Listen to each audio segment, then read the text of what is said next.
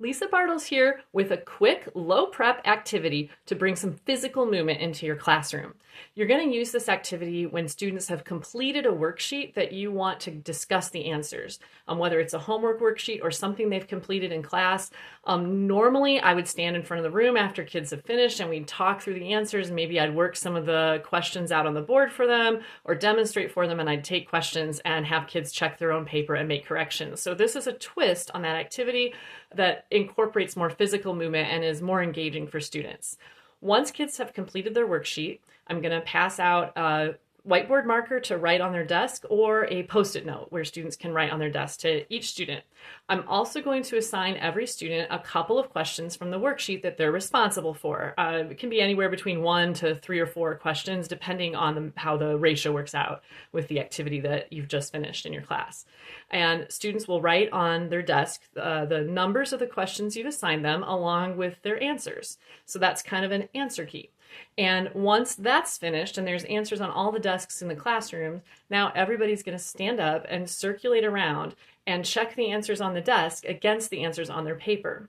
The trick here, and what I tell students, is I haven't verified that the answers on the desk are correct. Your classmate might have written down something incorrect on their desk.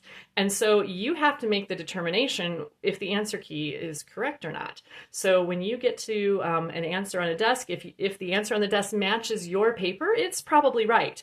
But if there's a discrepancy, you need to decide if the discrepancy lies with your work or with your classmates' work. And so students will have conversations and discuss with each other which answer is right and wrong and why. Kids will run back to the desk and make corrections on the paper that they have, the answer key they'd written on the desk. And while all this is going on, I stand back and I listen to kids' conversations and I listen to their thinking process and I make evaluations about what they've mastered, what they're still struggling with, where any misconceptions might lie. And it gives me great information to then take the next step of instructing students in the class. So this is a quick and easy way to switch up your class. It brings physical movement in, which gets blood pumping to their brain. It oxygenates their cerebral cortex.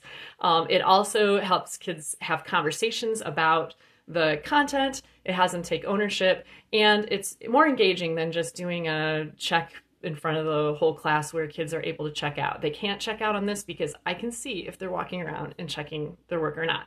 For more tips, tricks, and free resources, check out the rest of my YouTube channel or visit my blog at www.explorecurriculum.com.